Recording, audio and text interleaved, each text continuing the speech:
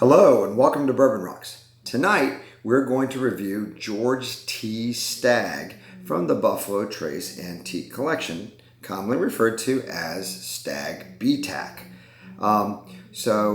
We just did the Weller, so if you watched any previous videos, you know that the Buffalo Trace Antique Collection is a series released by Buffalo Trace of the creme de la creme, or the best of their bourbons, aside from Pappy Van Winkle.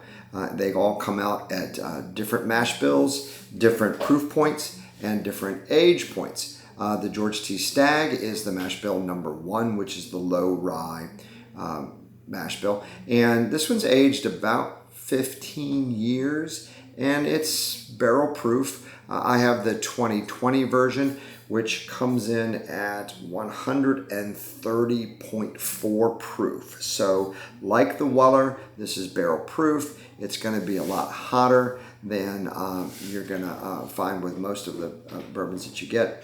But we'll see if it drinks that. I thought the Weller actually drank lower than its proof. We'll see what the Stagg does. But this is the rye mash bill, not the wheated. So that's going to be the major difference here. And it's aged just a tiny bit longer. So here we go. George T. Stagg from the BTAC collection.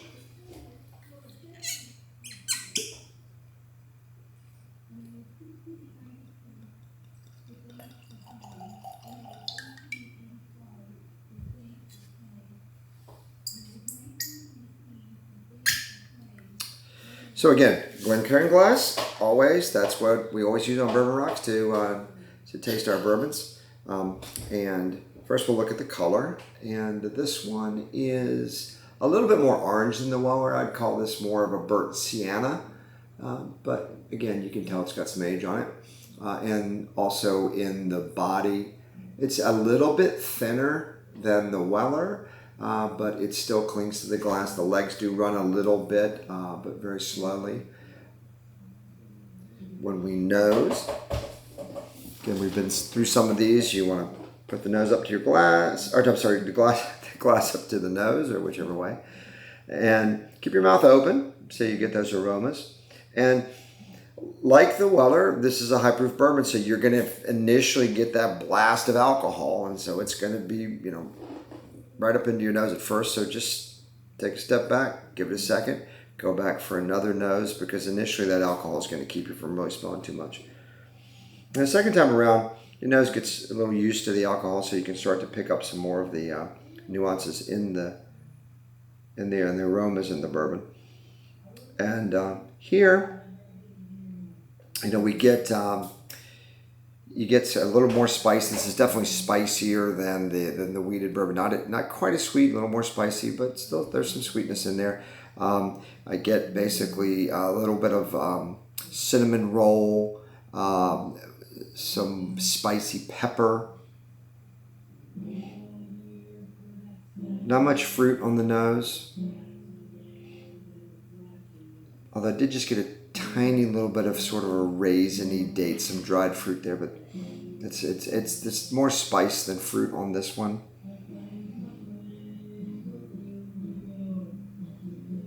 Yeah, definitely. It's like that fresh cinnamon roll. It's warm. Well, I'm going to say it in a second because I have a feeling I know what's going to come out of the palate here. Let's do a taste.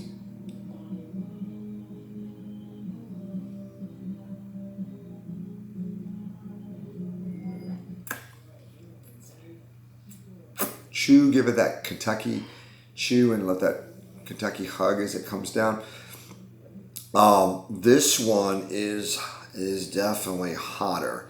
This one drinks its proof. Now the Weller, I thought, was actually a tiny bit more alcohol than the Stagg, but I thought the Weller drank a lot cooler than its proof point. The Stagg definitely lives up to its proof point. This is a hot bourbon. That's not a bad thing. I love high proof bourbons. I think you pull a lot more flavor out of the barrel. So I'm not going to knock that, but be ready, because this one's really going to get you.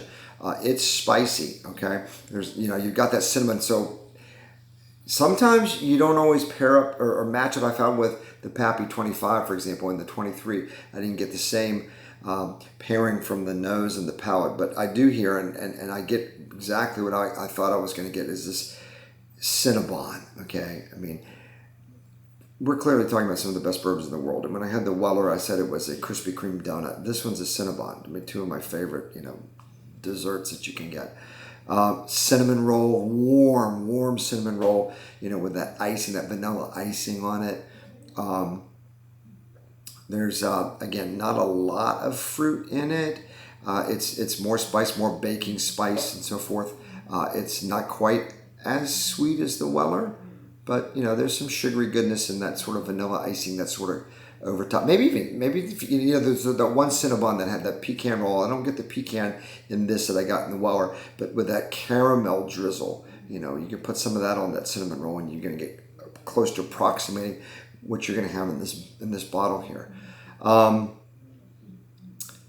I think that the finish is also very long. It's a hot, warm finish all the way through. That spice tends to evaporate, and the sweetness comes back a little bit more on the finish. There's a little bit of that leathery, it comes from the aging. This is a 15-year-old bourbon, so you can expect some of those old notes that you get out of the barrel, that leather. But this is more of a spice bomb, whereas the Weller was more of a sweet donut bomb. This is more of a cinnamon roll taste and so forth. But both very good, very different, but both very good. Let's see what else we can pull out of this. Let's see if we can get any more fruit. I want to get more fruit out of it. Haven't been able to get that much yet.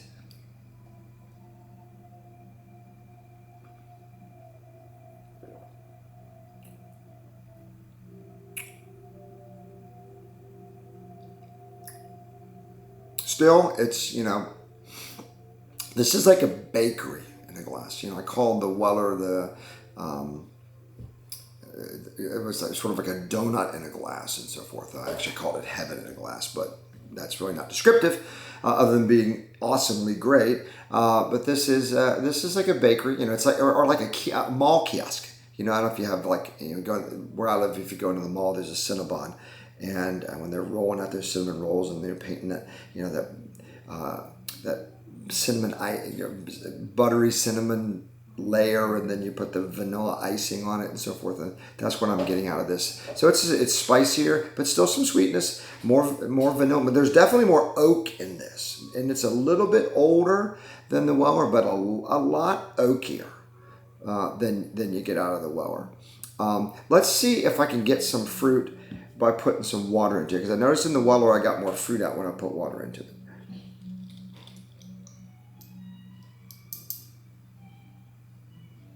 I'll tell you, I'll put water, a few drops of this Kentucky limestone water into the bourbon. I'm not doing it to water it down. I love high proof bourbons, and so I'm not trying to water the bourbon down. But if you put a few drops of this stuff in, what it'll do is it'll release some of those aromas and so forth. And let more of those flavors come out. I find overall it tends to bring more fruit in. Let's see if it does that here. Yeah, so, all right, now I'm getting a little more peach, okay? A little peach cobbler.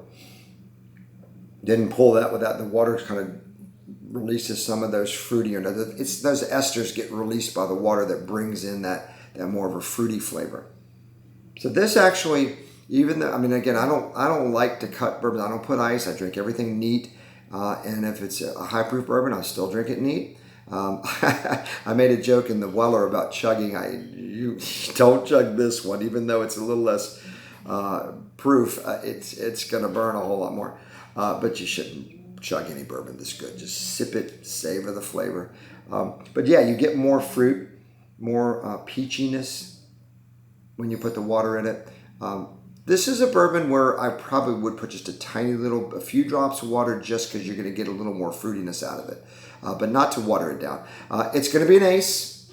These initial videos that I've been doing have all been, very, very good bourbons. Don't expect this quality, this caliber forever on Bourbon Rocks, but I'm going to, start out by wowing you with the really good stuff initially. And so it's an ace, amazingly. Like all of the, products from Buffalo Trace that we've done so far, all the Pappies, the BTACs, They're some of the best bourbons you're ever going to ever find. If you can get them, again, not cheap. I actually won the lottery on this one. This is one of the few bourbons in my collection that actually did win the lottery on. So I got this at list price, around 99 bucks, I think it was.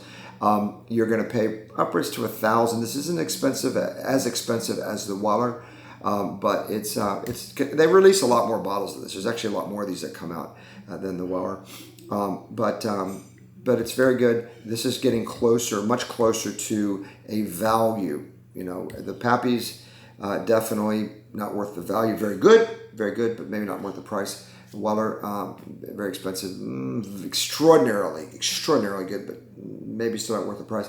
This is getting close to being worth the price. Very good bourbon, a ride bourbon, George T. Stagg from the Beat That collection.